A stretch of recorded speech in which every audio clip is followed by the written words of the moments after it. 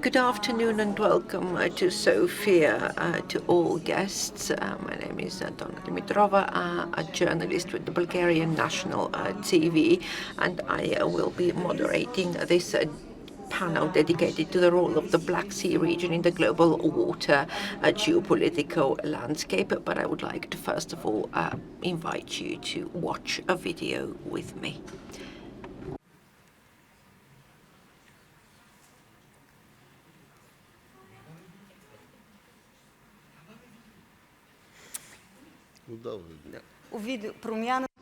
Okay, change of plans. We have a technical glitch, so no video. Thanks for the applause and the encouragement. Okay, this panel sounds heavy, geopolitical landscape against the background of of the recent developments and the backdrop of the two conflicts in the Middle East and Ukraine, and our region is equidistant roughly from both conflicts. But this is not the reason why this discussion is important. The discussion is important because it takes place against the backdrop of key events. Only last week we had the UN conference dedicated to oceans in the Nice. Bulgaria is taking over the presidency of the cooperation process in southeastern Europe, taking over from Albania on the 1st of July. So we will be seeking answers to questions of how are we going to overcome crisis, where should we strengthen cooperation, what are the good practices, what policies should we introduce to ensure that we have clean seas, and how this helps us improve our standard of living and promotes economic development. Allow me to introduce our panelists. I would like to start by Mr. Manol Genov, Minister of Environment and Water of Bulgaria, Mr. Cristian Beșeni, the Secretary of State of Romania. We have a video conferencing link and we would like to welcome Svitlana Grinchuk, Minister of Environmental Protection and Natural Resources of Ukraine. We also have Mrs. Cherlina Vicheva, Director General of Maritime Affairs and Fisheries at the European Commission. And last but not least, Mrs. Fatma Varank, Deputy Minister of Environment, Urbanization and Climate Change of the Republic of Turkey. So before we kickstart the discussion, I would like to ask the panelists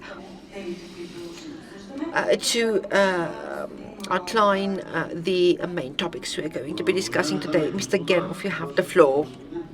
Ladies and gentlemen, colleagues, friends, I would like to welcome you and thank you cordially for accepting our invitation in my capacity as Minister of Environment and Water, but also a committed partner to the development of sustainable cooperation and relations in the region. I have only just met my colleague from Turkey. We don't share an ocean, but we share the Black Sea, although and for Bulgaria, the Black Sea is the only sea we have, so probably we are not the best example of cooperation on the fostering of environmental policies in the Black Sea basin. And I hope that with the forthcoming presidency of the process of cooperation in southeastern Europe, which will be taking over on the 1st of July, we will be able to deepen some initiatives, improve the exchange of information, and improve actual cooperation on the ground. It is we, of course, now currently have concerns with leaks of oil residue nearby. And, of course, we don't know where the oil leak is going to hit. And we keep in daily touch with both our colleagues in the Ukraine and Turkey. We use satellite monitoring to against the backdrop of the military conflict in the Ukraine. So it has sometimes been challenging to find the correct information in order to be able to provide public information. But if we improve our the framework for cooperation, then this will be a solid foundation for better policies and implementation in the future. We live in times when the importance of water is gaining new dimensions. There are a number of climate and environmental risks that we need to tackle, and economic development is a matter of pooling our efforts together, including in the time of maritime resources here in the Black Sea Basin. There's a lot still to do in order to promote maritime economy, marine economy.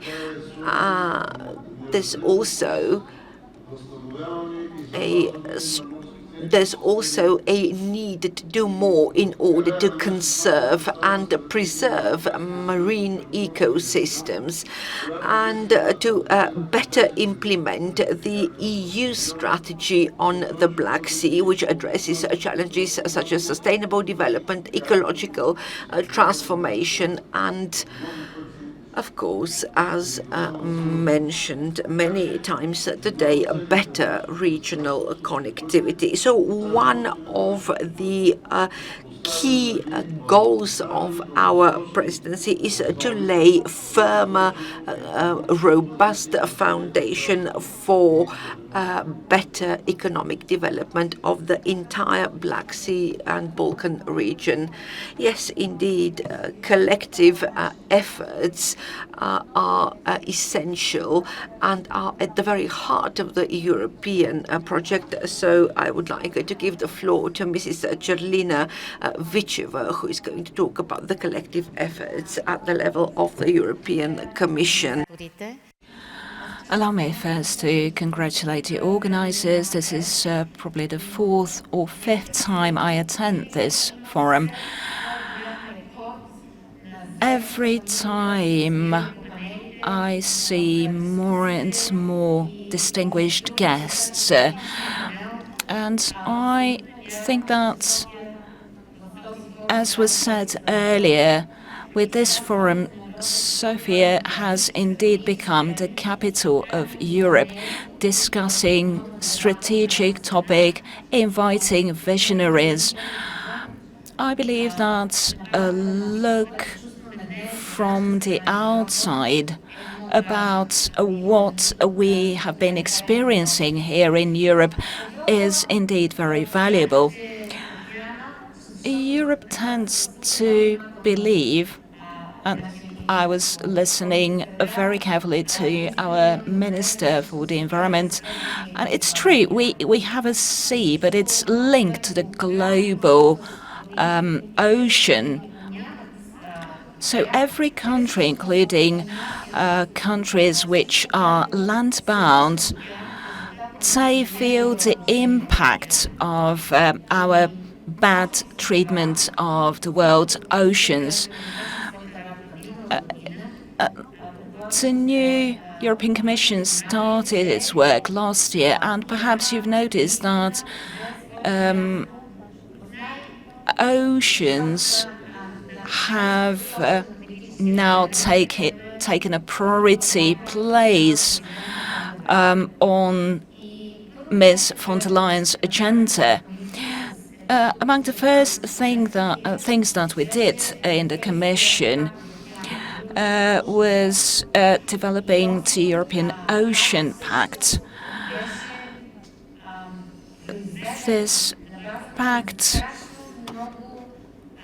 was put together jointly by partners from the industry in conjunction with national government. It was presented last week personally by the President of the European Commission in a in front of a full house of more than 600 people, also in the presence of the President of the European Council, Mr. Costa, the Prime Minister of France, Mr. Macron, who was hosting the conference, also in the presence of other prime ministers and presidents. We heard the Prime Minister of Cyprus, Prime Minister Mitsotakis was there. We had the Princess of Sweden. We heard from the Latvian Prime Minister, the Prime Minister of Croatia. My Commissioner, Commissioner Cadiz, also delivered a speech. So we had a lot of high-ranking officials and distinguished guests. And I'm saying that to prove that, indeed, oceans are at the top of the EU agenda. And that also adds one of the most important political venues, the Conference on Oceans of the United Nations.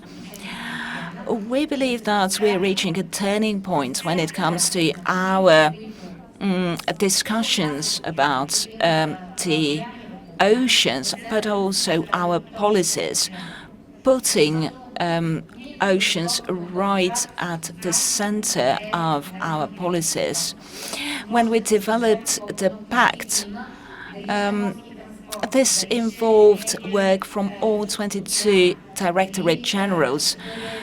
There is so much that depends on oceans: aquaculture, fisheries, marine resource-based products.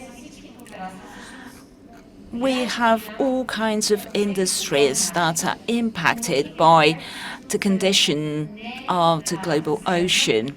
There is a lot that has not been researched yet, so we need to be aware that this is a huge resource that needs our protection, and for that we need to develop the right policies.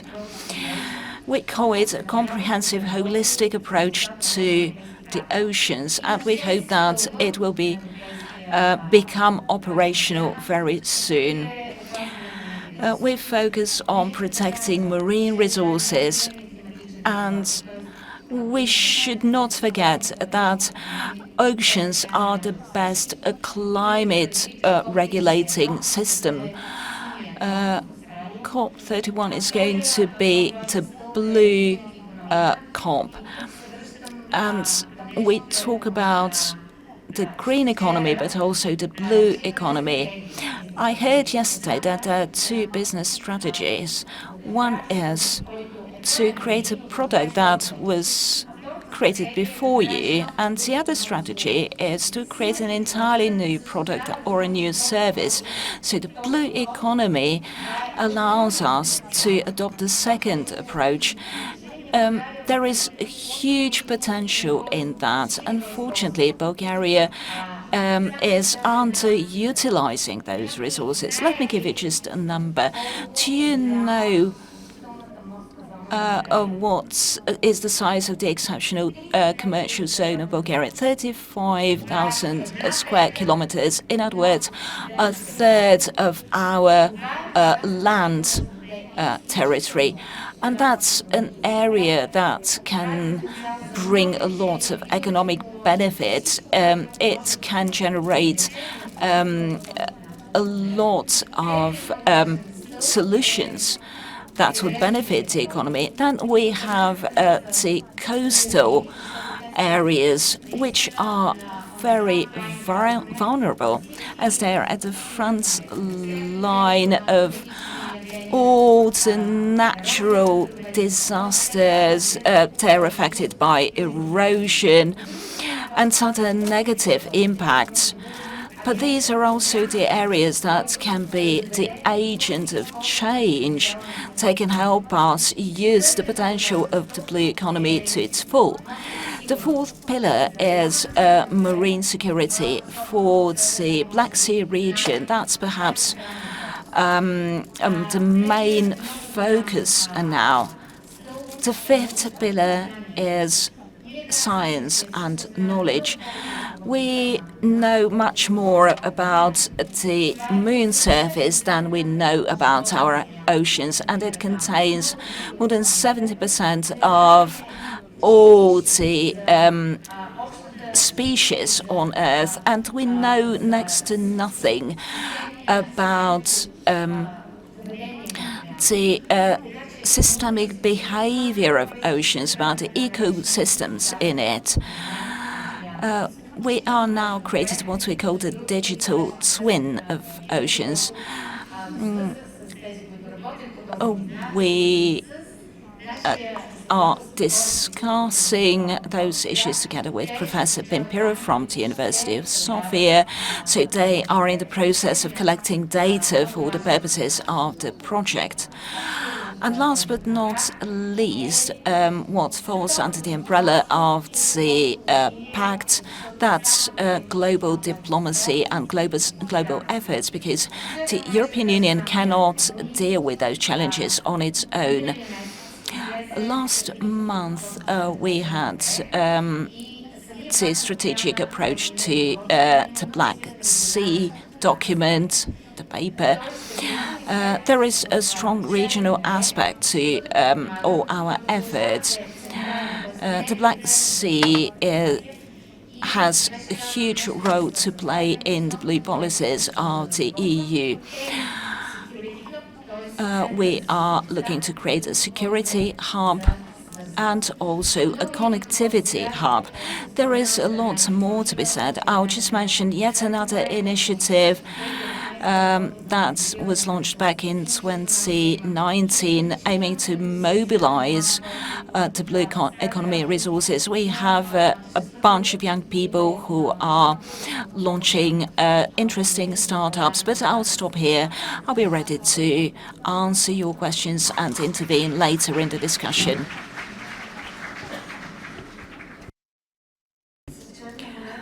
You finish with the Black Sea, and we have here panelists representing other countries on the Black Sea. So I would now turn over to Mr. Christian Beszény, Secretary of State. Good morning, everyone. Excellencies, distinguished panelists, ladies and gentlemen.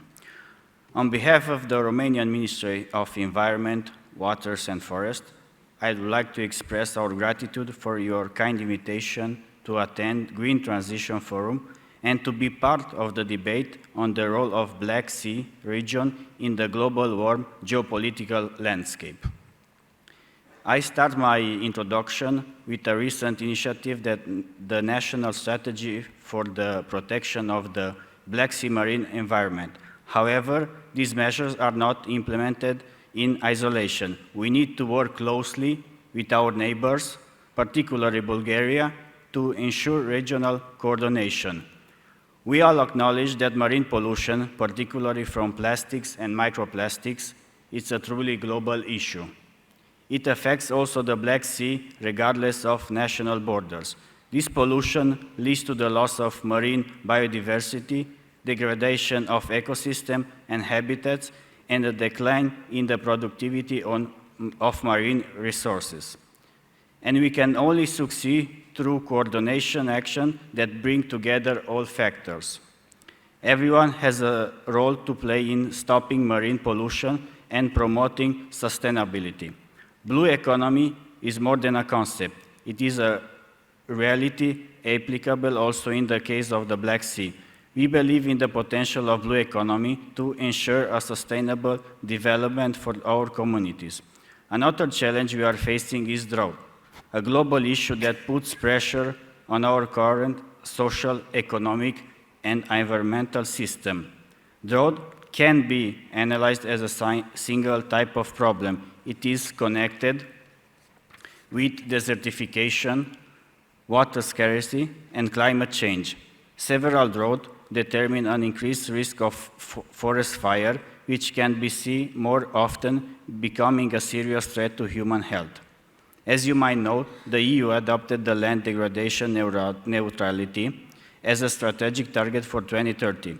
In this respect, Romania aims to integrate this target in relation to the climate change and biodiversity part. Currently, we are in process of adopting the national strategy on prevent and combating desertification and degradation of land 2013. Nowadays, challenges are diverse, but I believe that without cross-border cooperation, we will not be able to reach our environmental global in the Black Sea. Thank you.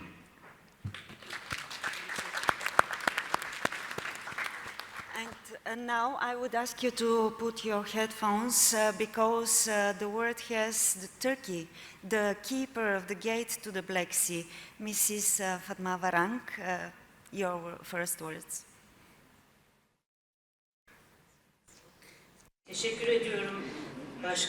Thank you very much, Madam Moderator. Honorable Minister, distinguished participants, on behalf of myself and my country, I would like to extend my respectful greetings to you all and express what a great pleasure it is for me to be here in this beautiful city of Sofia on the occasion of Green Transition Forum. And the theme of the panel, I think, is very well selected, and it will be our pleasure as Turkey to share our experiences, our actions. And I'm utterly pleased to be here in Sofia. Let me express that in the beginning of my speech. As you know, Turkey is the neighbor to Bulgaria, that is closest to Bulgaria, and we share deep historical ties and roots with Bulgaria, and we are utterly pleased to be here. As the name speaks for itself, our ministry is called the Ministry of Environment, Urbanization and Climate Change. It appears that these are three different topics. Environment and climate change for sure go hand in hand, but urbanization is also an important part of this whole process. So what we do is based on these three pillars, and therefore when it comes to any topic, any action we take and do, we try to also engage our activities with urbanization as well. It's one of the most important mandates of our ministry. And especially in recent years, climate change has been discussed very much. So whatever you discuss today in the world can be finance, can be culture, can be something else. Whatever you discuss today in the world, you discuss it together, hand in hand with climate change. Nothing can be handled without the angle of climate change. And we are located in the Mediterranean basin together with Black Sea basin in Turkey. So the temperatures are rising all around the world, but it happens especially in our basin. Therefore, in Turkey, we started to experience the negative impacts of climate change a lot earlier than other countries in the Black Sea, in the Mediterranean, droughts in the south. So we experience all different types of climate change as a country. And as a country that has already experienced these negative impacts of climate change, it will be my pleasure to share our experiences with you. Climate change is one of the most important factors directly affecting water resources.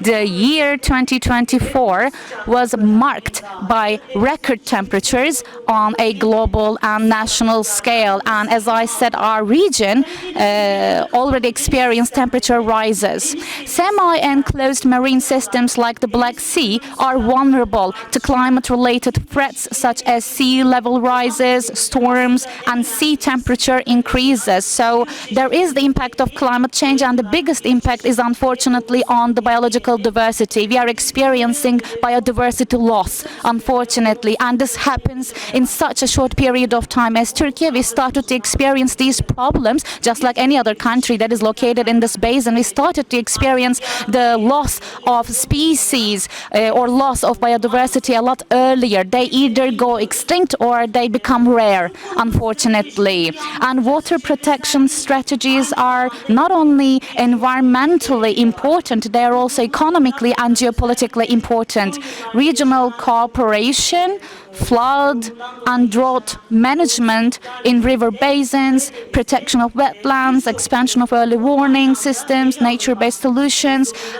All these topics must be handled all together in Black Sea, considering the negativities we've been experiencing in recent years. We don't talk about just transportation in Black Sea when we say Black Sea. When we say Black Sea, it's tourism, it's about energy, it's about biological diversity. Black Sea is such an important sea that contains all these aspects together. And we have Marmara Sea, that is an inland sea in Turkey, which opens Black Sea down to Aegean Sea, down to Mediterranean, and down to the oceans. As the previous distinguished speaker mentioned before, oceans are also vitally important, and yes, UNOC, United Nations Ocean Conference, took place like 1 week to 10 days ago in Nice, France. We also participated there and shared our national strategy there during UNOC. So at the point that we reached, yes, rivers open to seas, seas connect to oceans. Therefore, naturally speaking, water management in the whole world is interconnected globally. So anything that happens in a negative way in Black Sea, not in a short term, but not in a long run, but in a short period of time, it reaches to the oceans. A few years ago, such an important sea snot, mucilage problem happened in our Marmara Sea. And the pollution that came from Black Sea, that happened in Marmara Sea, or extreme temperature changes, left us with this mucilage problem. And thank God we have not experienced that problem again, although we were, concerned this year because the whole winter was very warm, and then the summer was even extremely hot, but this sea snot mucilage problem did not happen this year, thankfully.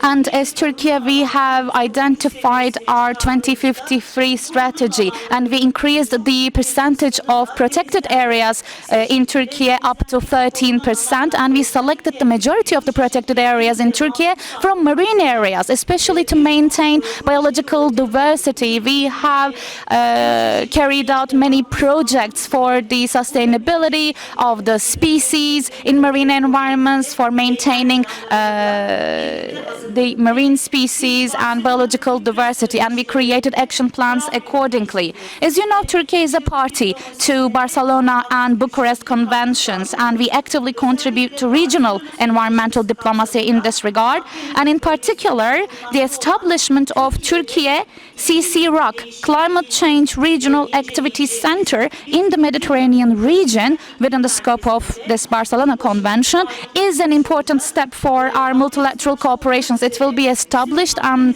ready and operational as of the beginning of next year. And Mediterranean is also important because it's affected by Marmara, it's affected by Black Sea. All these seas must go hand in hand, and we will do that in this Climate Change Regional Activity Center, CCRAC.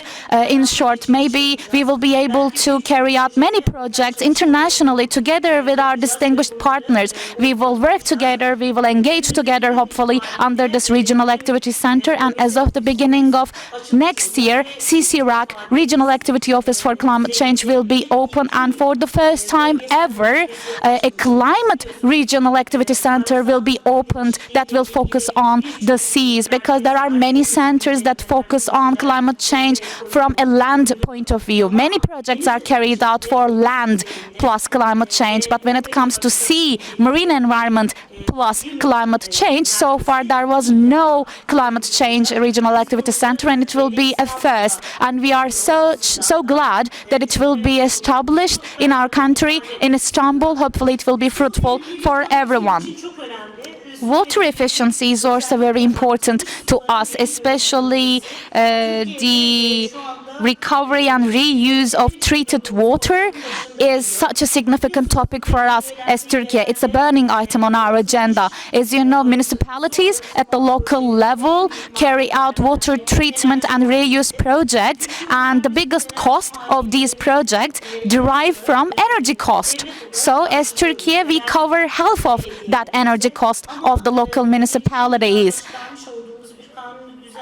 Thanks to a legal amendment we made in recent years, now we are awarding local municipalities that choose to treat and reuse treated water. If they do that, if they use more treated water, then they get more energy cost coverage. Let's say instead of 50%, we cover 100% of that. And we have seen that this is very encouraging because gradually municipalities switched to treating and reusing treated water with this encouragement. Hopefully, if we can work together as a region, we will achieve using treated water more. Between 9 to 13 of June, we, as I said before, participated in United Nations Ocean Conference in Nice, France.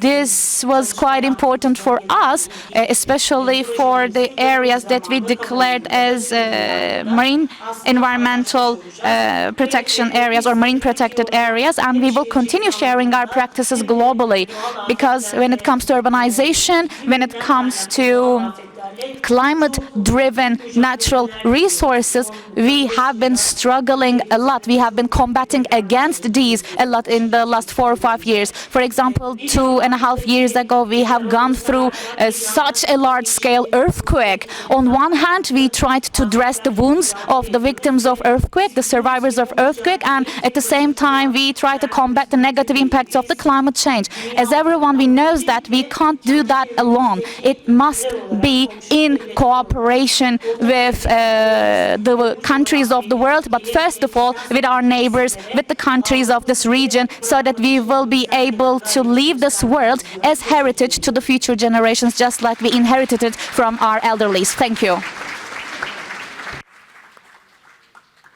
Сътрудничество може би беше думата, която в изказвания на нашите панелисти. Cooperation has been mentioned several times already. Cooperation between countries in the region, cooperation at regional level, and cooperation in the context of climate change. Of course, Ukraine and the war there is a parallel theme. So allow me to ask my first question to Mr. Manolgenov. On the 1st of July, Bulgaria will take over the presidency of the cooperation process in Southeastern Europe.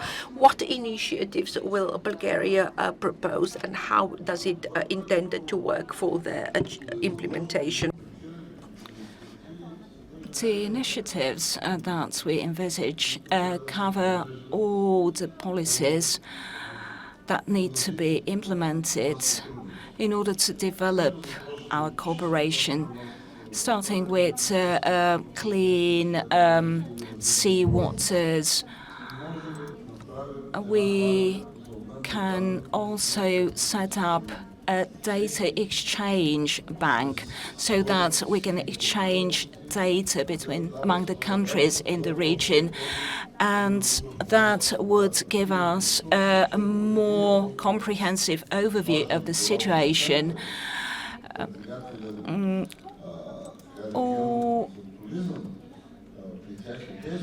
Perhaps for Turkey, the Black Sea is not that important in terms of its tourism, but we only have the Black Sea in Bulgaria, and we need to protect it because we get tourists from all over the world tour operators in Bulgaria collaborate with Turkish tour operators, so we get also Turkish tourists. So our Black Sea is indeed our common ownership, and there are a lot of protected areas surrounding it as well. So there are clear regulations as to what can or cannot happen in those areas. We should not underestimate it either as a source of valuable minerals. It was fairly recently that Turkey discovered some natural gas in the Black Sea, and there is a lot of prospecting and surveying that goes on in the Black Sea, and there is a lot of investor interest and companies that would like to operate in the area. So everybody is trying to find alternatives to fossil fuels as well. At the same time, we have to try and protect biodiversity. We have several large rivers flowing into the Black Sea, and these are polluted as well. So we take measures also to protect a certain marine species, especially fish species, as this is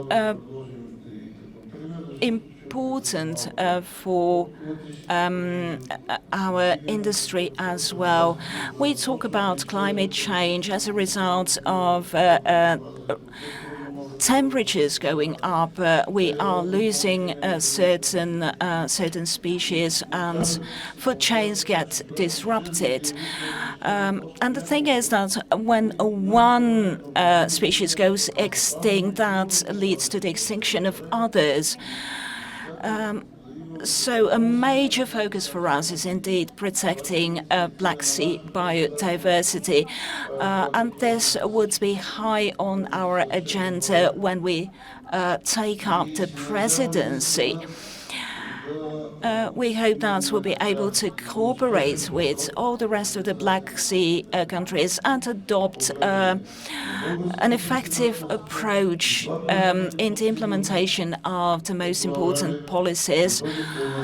I hope that what we managed to achieve during our presidency would be a legacy for the presidencies to come, and policies will indeed be sustainable and developed, so that this becomes a continuous process.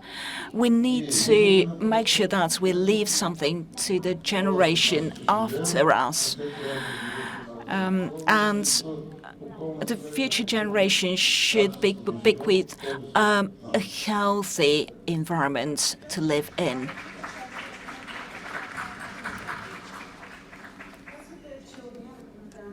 You say that information exchange, data exchange is key to preserving the Black Sea. We have representatives of the countries signatories to the pact. Romania is one of those countries. Maybe has had to deal with many marine mines in the last 3 years. What measures does Romania take in this regard? How do you help each other with Bulgaria and Turkey? Yeah, thank you for your question. Due to the deterioration of the security situation in our region, concrete measures had to be taken in order to minimize the significant risk increment for navigation in the Black Sea Basin. As you might know, a memorandum of understanding was signed between the government of the Republic of Bulgaria, Romania, and Republic of Turkey on the establishment of the operational group for combating marine mines in the Black Sea. Romania is a signatory state of the United Nations Convention of the Law of the Sea and supports the freedom of navigation, the safety and security of commercial vessels in accordance with international law and the provision of the Convention. The danger generated by drifting mines has been present in the Black Sea since the beginning of the conflict in the Ukraine, and it is regarded Romania, together with Bulgaria and Turkey, decided to establish a mine action group. Each participant is in charge to ensure freedom and safety of navigation in the Western Black Sea. The group for combating marine mines in the Black Sea has been fully operated since July 2024, and its activities are ongoing. The missions of the naval forces of these three states in the Black Sea have significantly contributed to ensure freedom of navigation, helping to maintain a safety environment, in particular by reducing the risk caused by drifting marine mines. The group's command is exercised on a relation basis. Romania is about to fulfill this test starting with the 1st of July 2025. Thank you, Mr. Bishani. Thank you. Turkey is also part of this pact. Do you think there is room for improvement between the exchanges between Sofia, Bucharest, and Ankara? Where are the successful practices in this regard, security and maritime mines and the war in Ukraine?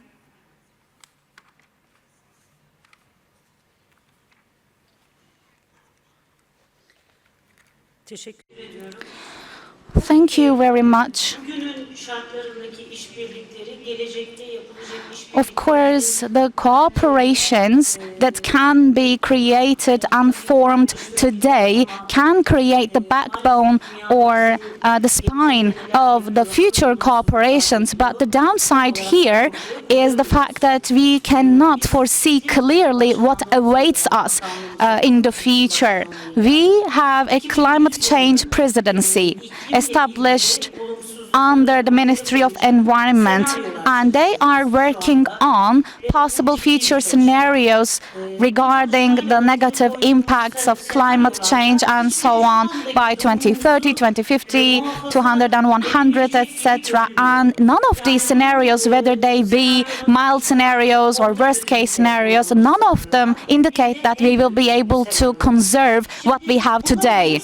These are gradual scenarios, some better than others, some worse than others, but we have to be prepared against all of them. Because as a country, you can do your best against climate change. You can do your best for the sake of your environment, but the water, the air, these do not recognize borders, and we have to live and exist together as the whole world. We can be unique and autonomous from a land point of view, but when it comes to water and air, we actually breathe the same air, we swim in the same water because the water is connected to one another. Some of them we use for recreationally, some of them we use logistically, some of them we use for transportation. So, bottom line, what I mean is that no matter how good practices, positive measures you do and take for the sake of environment in your country, global negativities can trace you back and come down and find you.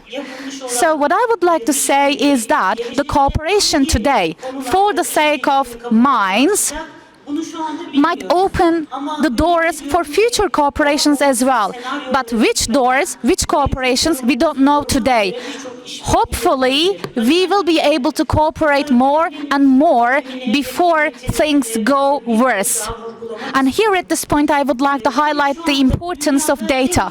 Yes, definitely. Data is the most important thing in the world today. About anything, from past to future, it's easy to analyze the collected data. It's easy to compare these data. And as Turkey, we gather all data in one single center. It's called Geographical Information Center.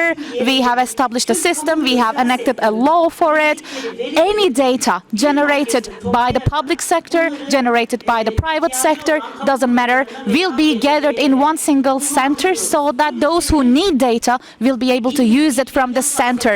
Let that be national authorities or local authorities like the municipalities. This way, the cost of generating data will be less because it will gather under one single umbrella center, and we will also provide efficiency and accuracy of the collected data and the accuracy of the analysis of data. But we do not just collect and share data nationally.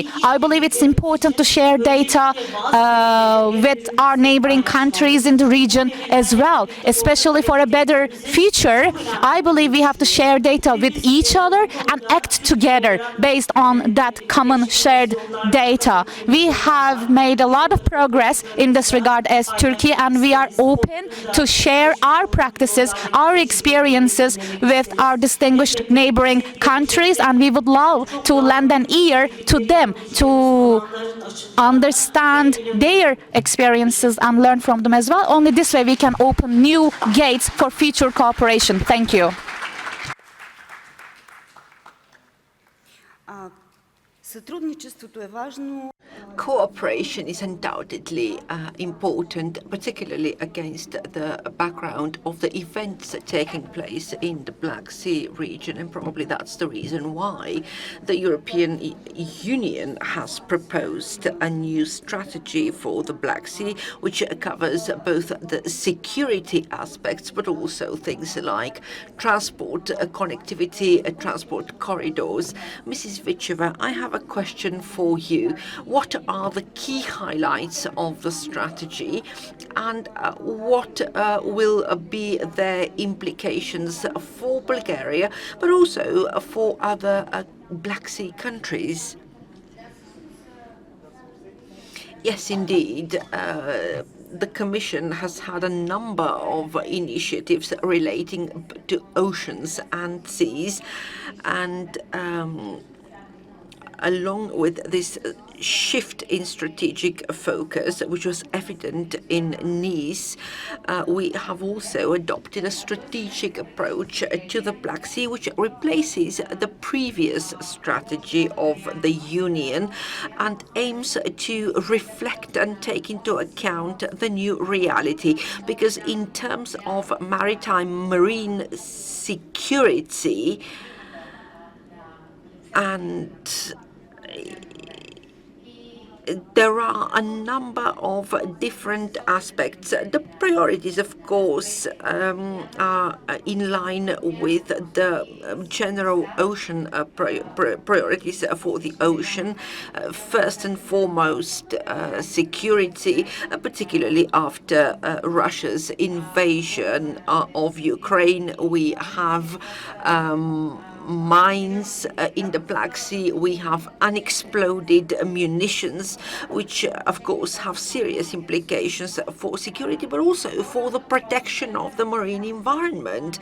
And also, the second important topic is our efforts to mobilize the marine resource. And here we would like to kickstart a discussion on the sustainability of the blue economy and how to further promote sea tourism, which of course is important for the economies of all countries present here today, and it can also make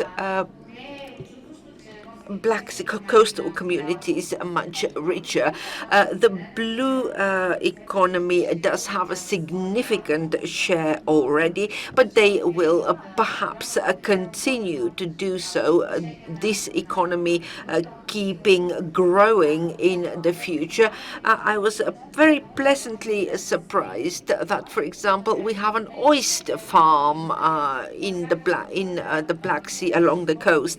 Also, black and white mussels farms, because fishing is probably not sufficient to cover all needs of tourists who come to Black Sea resorts. And also conservation and environment in protection of the maritime environment are also important. The minister has mentioned protected marine territories.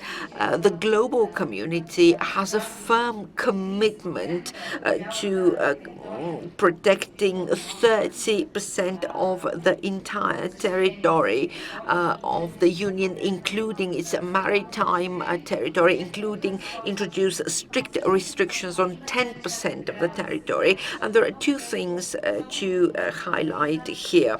At times of crisis, people tend to ask, why should we be talking about biodiversity, about environmental protection? There are other priorities, but we need to protect the environment. We need conservation in order to protect ourselves as a species. The oceans, the seas have given us their riches over millennia, and we are duty bound to protect them.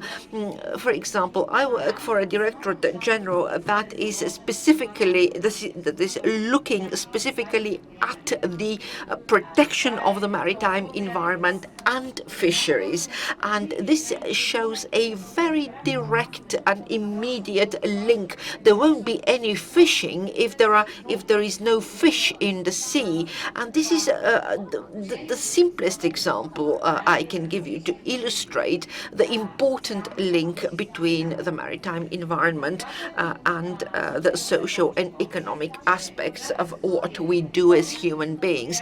When we protect an environment, there are spillover effects, and biodiversity creates even greater economic potential for fishing, for other maritime resources. So the blue economy and conservation protection of the maritime environment cannot be separated. No, there's no productive ocean without a healthy ocean. And allow me to go back to the mines and the pact we just concluded. It is very important that we have cooperation between maritime regions. There is a very interesting initiative in the Baltics for the neutralization of unexploded ammunitions. For many decades, after a decade is over, if the ammunition corrodes, is affected by corrosion at the bottom of the sea, it has the potential to turn into an environmental disaster, and we have unexploded munitions in the Black Sea. So each of these elements should find a solution. So regional cooperation being our key priority. We can do a lot more if we join our efforts, if we work together. There's no need to reinvent the wheel. We should simply use best practices that we are familiar with. So I hope that this new approach, which will also help us to mobilize funds. There are various sources of funding which we should and could, which we not only can but should be using. And also we should also be thinking about improving the business environment, creating an enabling environment. We have the Blue Invest program, which aims to help small enterprises mature into bigger companies. It is important to promote these opportunities. We have all been talking about conservation, about clean waters, but when we have security problems, do you not think that these topics tend to be put on the back burner? A question for Minister Genov and Mr. Beszeni.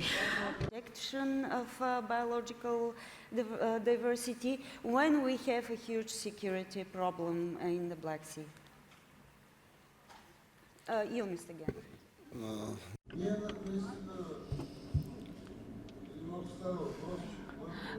It was said a minute ago that when human life is threatened, people tend to think about saving their own skin than about saving the environment.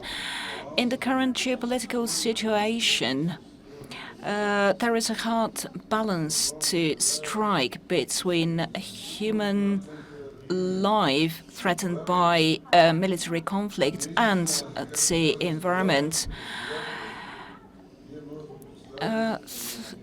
During our presidency, we can develop an approach that finds the middle way between protecting lives and protecting the environment. Let me give an example. We have a project under which Romania is a beneficiary to deepen the riverbed of the Danube. And that's important in terms of access to the Black Sea ports. And it's possible through that project to ensure that the river will be navigable all the way up to the River Rhine in Western Europe. So such a project is important not just for Romania but for the other Black Sea countries, as it's an opportunity to improve connections and have connections between maritime and riverine transportation. We need to invest in such projects in the future as they improve connectivity and they also do away with gaps and differences in cohesion policies. Very often when we talk with Romanian colleagues, we discuss bridges. Well, we have 2 bridges on the Danube. In Hungary, there are 12 in Budapest, actually. So we have to put a lot of effort together with Romania so that the connectivity that we so much want is not just on paper, but we actually do something. And this should not depend on who's in power. This, I believe, is a priority for the rest of the EU as well.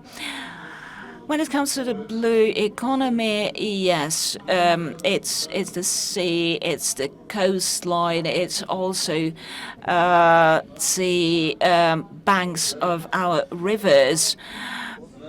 Environmental protection should come first. Bulgaria has a huge percentage of its territory that is protected, and it's not just its land area, but its sea territory. So we have to be very careful when it comes to investment and industrial development in those areas. I agree that we should plan smartly.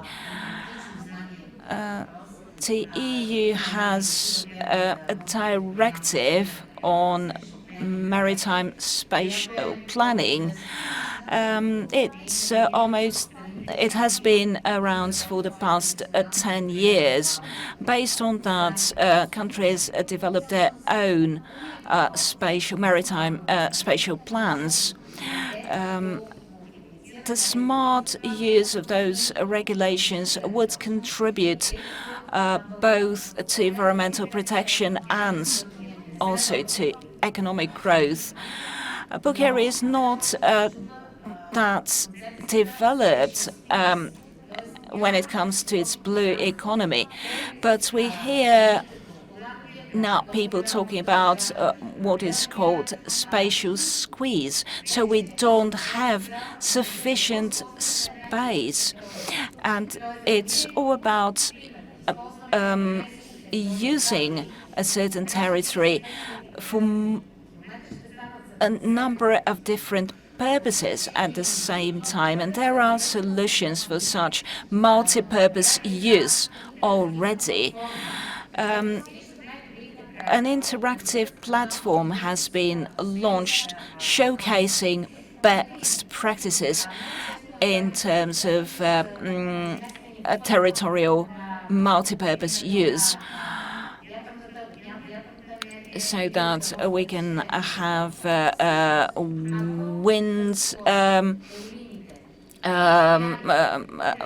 wind parks and wind energy generation, but on the same territory we can also have fisheries. I'm talking about offshore wind farms. We can have aquaculture as well. This is something that is already done in Greece, and in those aquaculture areas, they allow also tourists. In certain protected areas, it's possible to also have certain economic activities, but multi-purpose use planning is indeed the key. Therefore, we will have to amend and update the directive so that it reflects better the current situation. When this happens, we'll be able to develop a regional planning, because it's quite inefficient when we do one thing and next to us, Romania does something completely different. Such clashes are not conducive to the growth of our economies. Mr. Ganov, in addition to regional planning and all the rest of the strategies, what we need to do is also explain to companies and to startups in particular, as we pin our hopes on them, we need to explain what the situation is and how they can access EU funding. I believe that Bulgaria is still lagging behind in that respect.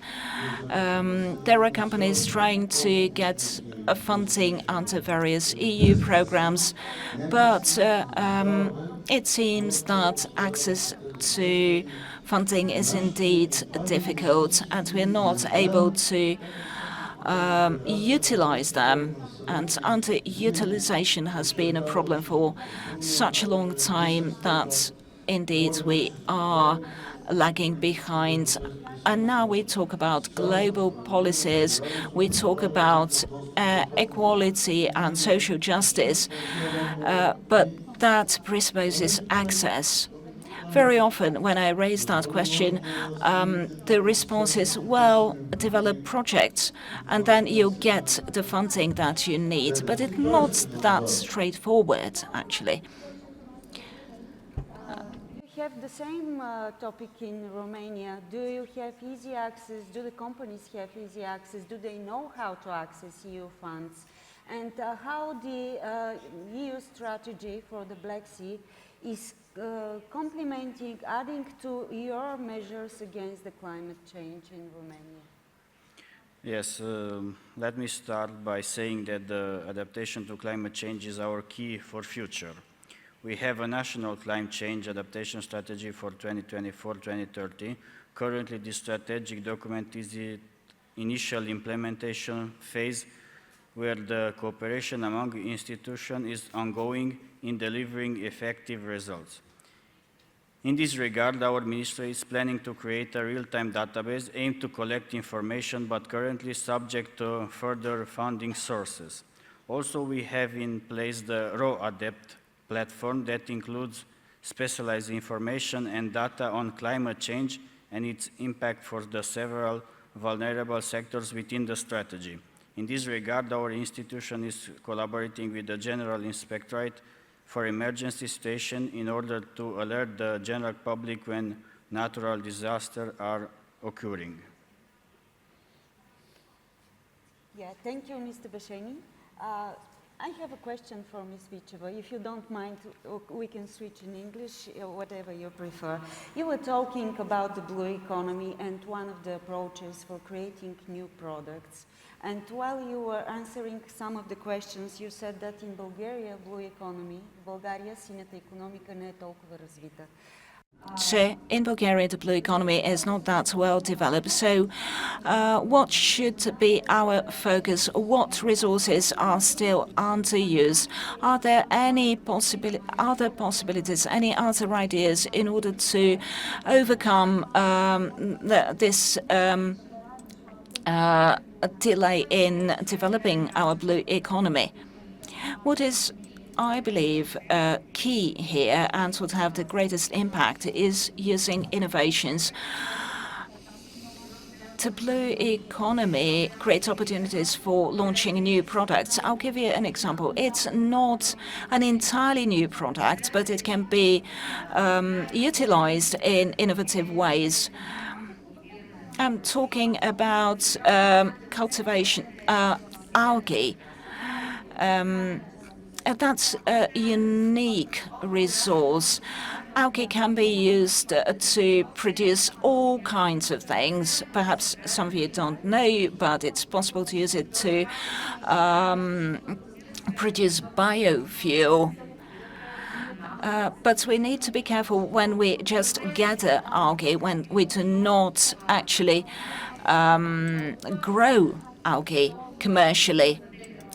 Biofuel in itself is very important in decarbonizing, and it's also good for competitiveness as we talk about digitalization and energy transformation and the use of new technology. So even that single use of algae to produce biofuel has a huge potential.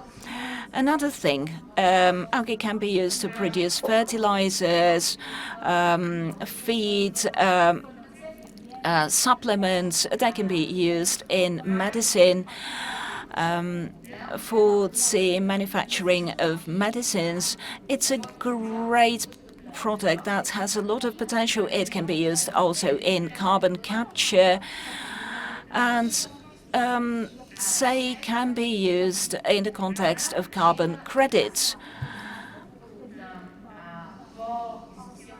I have never avoided controversial topics. Recently, I was in the city of Burgas. We had a meeting with mayors, the mayor of Burgas itself, and some of the smaller neighboring towns. So I tried to test the ground, talking about wind energy, something that is developing fast across Europe. And if you remember from the EU Green Deal, the key objective is carbon neutrality by 2050.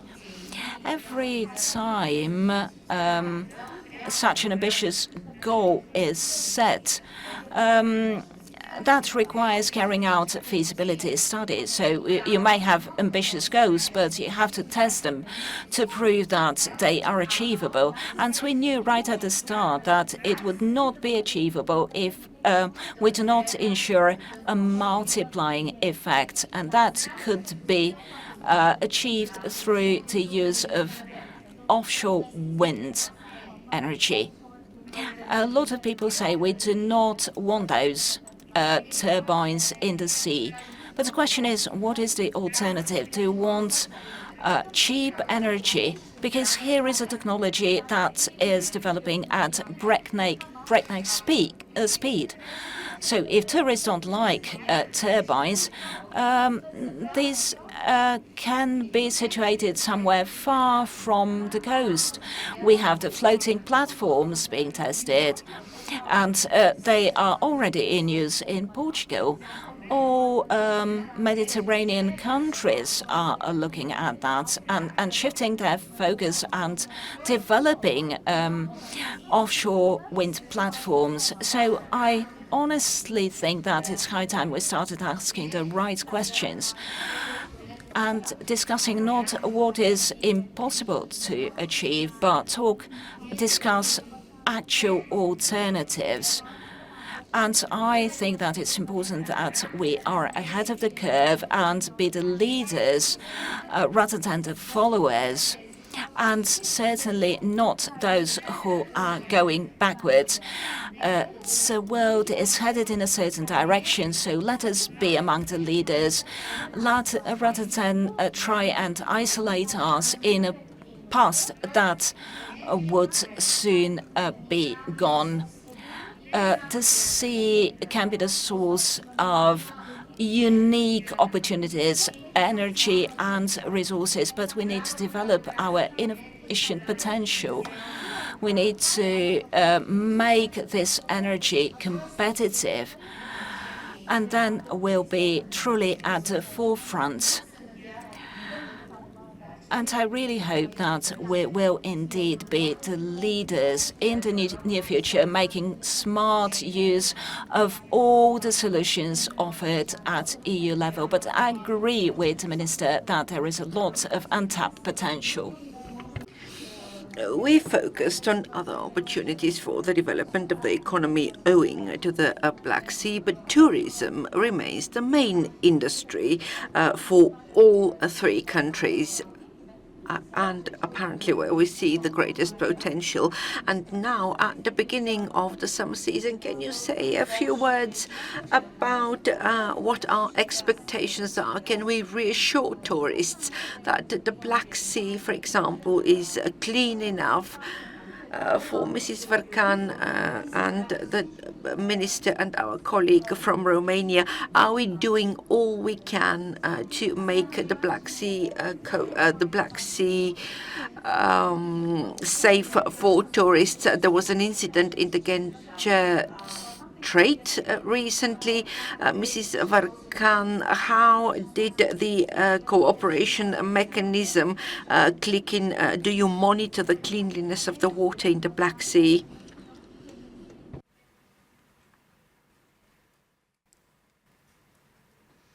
Teşekkür ediyorum. Evet. Thank you very much.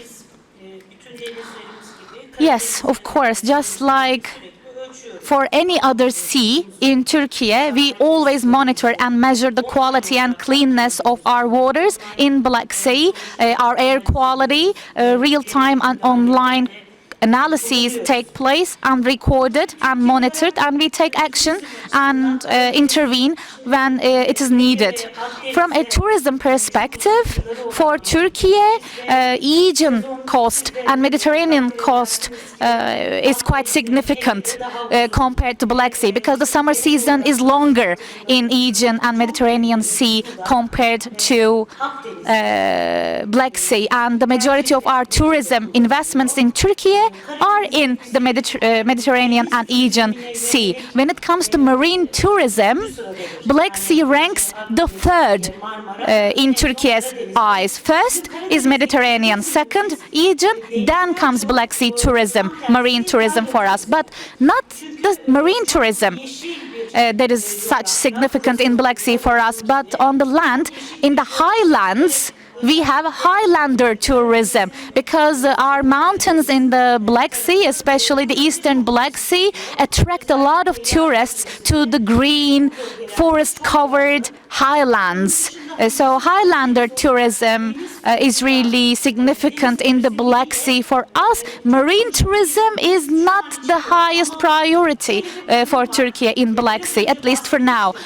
But as I said before, we are on our way to 2100, and we project climate scenarios and we project temperature changes. We try to foresee how the temperatures will change in different regions of our country, and in the worst case scenarios, unfortunately, the temperatures are projected to increase so high that Mediterranean coast and Aegean coast will not be that much favorable from a touristic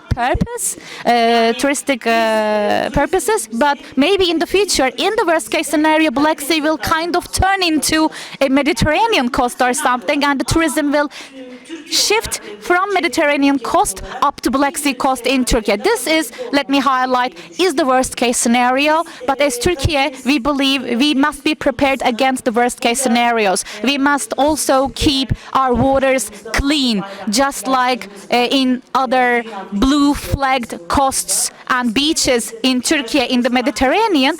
We would like to maintain that in the Black Sea coast, in the Black Sea beaches as well, because in recent years we observed that the climate is changing, the temperatures are changing. Now the season gets longer, summer season gets longer in the Black Sea as well. Some tourism investors started to prefer making investments to Black Sea coast as well.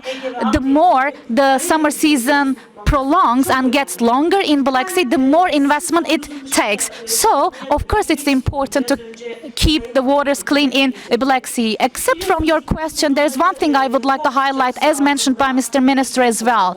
As you know, conference of parties are organized for many topics, COPs in short, and I here refer to the climate change COP, Conference of Parties for the Climate Change. Every COP meeting also hosts side events, and all these topics are discussed in the main halls, in the side events.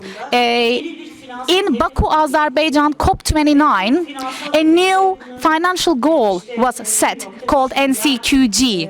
$1.3 billion was the goal that will be used every year, like 300 million of that will be spent for developing countries so that they can adapt to climate change in two phases, like the inner circle, the outer circle, etc. So they made a financial regulation, and as to how that money will be used will be discussed and identified in this year's COP in Belém, Brazil, as part of Baku to Belém roadmap. And today, this week, meetings and sessions take place in Bonn, Germany, as we speak. They create agendas for discussion in Belém, in Brazil, this year during COP30. The biggest expectation here, just like in the rest of the world, the biggest expectation for us here is to identify how this new financing will be used, for which projects, and so on. We say green transition, and every industry, every sector prioritize their own transition, like an industrial transformation, or like a transition for the generation of electricity, turning your face to renewable energy sources, and so on. But that's not it. The expectation is there for every sector. Each sector is awaiting to see how they can use this financing. If there's a goal by 2050, then it means we have such a short time in front of us, just 25 years. So, of course, the existing financing is not enough, but at least the existing financing must be utilized as accurately and righteously as possible. The financing, I believe, it's really important, should be used in the shortest term possible for the most effective projects. I agree with Mr. Minister. Many sectors cannot have access to financing either, or even if they have access, then it takes forever. It takes a lot of time. So, as I mentioned before in many meetings, and as my government mentioned, just like other governments in the world, the utilization of financing should be in a short period of time, and the utilization mechanism must be as effective as possible. For the sake of the governments that are awaiting more access to financing, we are in a critical process now, because we will catch up in the next 5-10 years. Either we will make it or it won't be possible, and we will be left in the worst case scenarios, and no one would want that. Everyone needs financing in this regard. Renewable energy is definitely important. The private sector and the governments already make investments to the renewable energy, but when it comes to other sectors, other industries, they also must have access to this financing so they can also transition, they can also transform.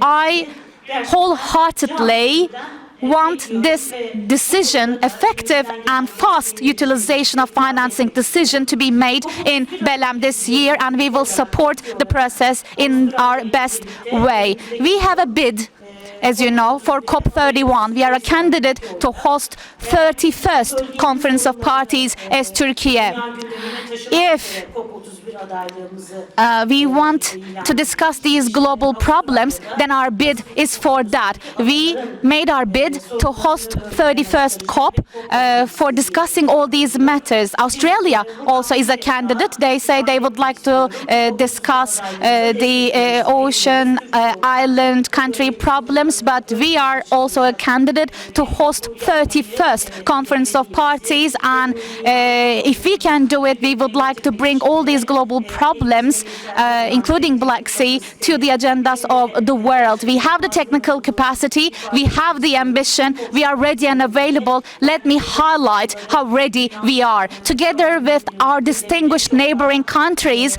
we can bring these discussion topics to the agenda of the whole world in the shortest time possible. I await your support kindly. Probably I will not have another turn to take the floor. So as final remarks, I would like to extend my gratitude to, first of all, Mr. Minister and to distinguished organizers for having us here, for organizing this beautiful forum, and for giving us this opportunity to address you, distinguished participants. Thank you. Best regards.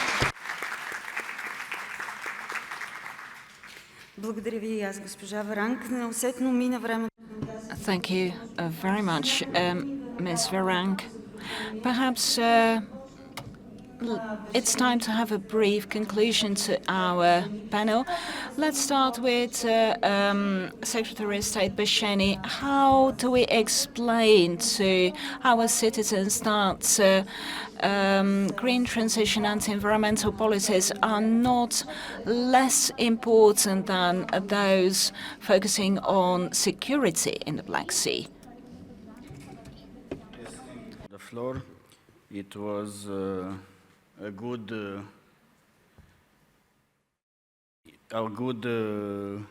ideas here, because I think the most important thing that I will go and tell my ministry and all the crew is what wonderful cooperation is between Bulgaria, Turkey, Romania when we speak about the Black Sea. And you spoke about finances. We also have in Romania, now we have finances on sand. We expand our sand, and this is good for also for tourists and also for the erosions that are you maybe heard about and you confront also in your country. We also, like other countries, we monitor the quality of the water, and I think that altogether we can do that is good for our countries, and everybody speaks in these times about transition, about green transition, about climate change, about sustainability, about circular economy. It's clear that it's all topics that we need to reach, and we need to take the best ideas from the market and agree with our partners. And of course that from Romania's side we are open to every good idea. We thank you for the invite and from this interesting panel, and we congratulate for this big event. Thank you.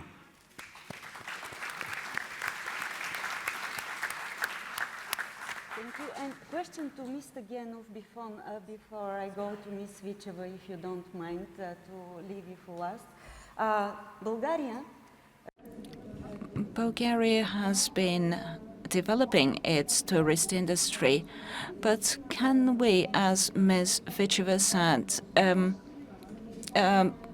can we make this leap into the future and use the potential of the Black Sea even better? It's a question for you, Minister. It's not an easy question. Very often we see a clash between investment and investor intentions and the environment. I said it earlier. if we adopt a smart approach in the implementation of projects. And that should happen not just in the Black Sea, but on land as well. In Bulgaria now, everybody's buying new homes, property, real estate. We can't do that with the sea, and nobody wants our environment to deteriorate to an extent that we have nowhere to live and no home.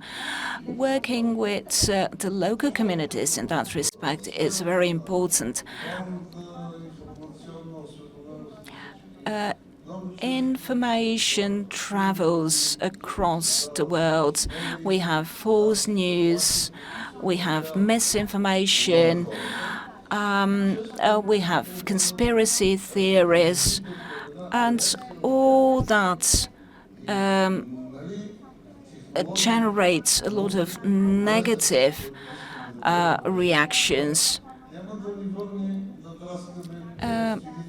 But the truth is that there is no going back to what we had in the past, no matter who makes such unrealistic promises. So I think we need to agree on that. Bulgaria is still lagging behind in its process of adaptation, but accelerating the green transition process requires that we take the best possible advantage of the expertise and the experience of other countries. We have to use our own research potential. But going back to tourism, we heard that the Black Sea is not indeed a top priority for Turkey, as they have other seas as well. That's not the case for us. They have even mountain tourism at the Black Sea. Again, that's not something that we can do, so we have to preserve our Black Sea coast and the waters of Black Sea so that we leave it as a legacy to future generations. We have the regulations in place, but we have to make sure that these are complied with. We need to protect the Black Sea tourism of Bulgaria, as it is an important sector of the Bulgarian economy and it generates a huge share of our GDP. Ms. Vicheva, I wanted to finish with you because we mentioned the European Ocean Pact a number of times. So could we please explain that so our planet is a living organism. No country can save itself on its own. We should not be overprotective. We need to cooperate. But do you think that countries are ready for that, that they have already realized that we can only live together if we pull together? Let me go back to Black Sea tourism. We have to indeed think about the next generation of tourists. And these people want clean tourism. We have to ensure that. We need to ensure that the whole tourist infrastructure is powered with green energy. the next generation would not want us to continue with depleting businesses. So let us think about the future tourists. The fact that we have green energy would probably unlock the potential of Black Sea tourism for the future. Well, the question you asked me, whether we are pulling in the same direction. Well, let me give you some figures. They're quite telling, and they come from the conference in Nice. First, we know that the UN has more than 190 signatory countries, members. Not all of these are marine countries. 70 were represented at this conference in Nice by heads of state. President Macron attended on all 7 days. He was very active and very enthusiastic, quite exceptional for a head of state.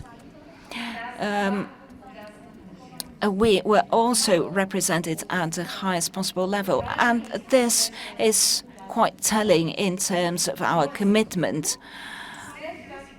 After this conference, I believe there'll be better understanding of how important oceans are. But even before the conference, the attendees and the level was telling enough. We talk about biodiversity beyond a nation's jurisdiction or the High Seas Treaty. That's a very important treaty if we want to preserve ocean biodiversity. This is a huge area, and there are a lot of species that we have not even been able to identify so far. It's a huge success that we were able to sign this treaty. And now the next go, now that we have 120 signatory states, it's important to ensure that this treaty gets enforced. 7 days after the conference in Nice, we had 25 ratifications. Now we've reached 51 out of a total of 60, and most countries have made a commitment to ratify the treaty before the next intergovernmental UN session. And that's very good news indeed. The European Union has contributed with 15 ratifications, and I'm proud to say that we already have more than a quarter of all the ratifications. President Macron was also instrumental in mobilizing a lot of the EU member states so that they commit to the so-called precautionary pause, so that we do not engage in seabed mining before doing the necessary research and ensuring that this would not have a detrimental effect on the seabed. We had 23 countries joining Macron in that. So that's also quite encouraging. So there is an understanding, and I hope that we are not too late and will be able to prevent the so-called boiling ocean effect, in the words of Antonio Guterres. And perhaps the last thing I would like to share with you, it's never easy to make decisions. There are always trade-offs involved in that. But our guiding light should be our knowledge, our understanding of the world, common understanding of the world in which we would like to live. Our Ocean Pact speaks about the so-called intergenerational fairness. So what we do today should be the world that we want our sons and daughters and our grandchildren to live in. So looking ahead into the future, we close this discussion in 90 minutes. It's not possible to cover all aspects of this very important topic. But I hope that we have been able at least to touch upon the most important ones.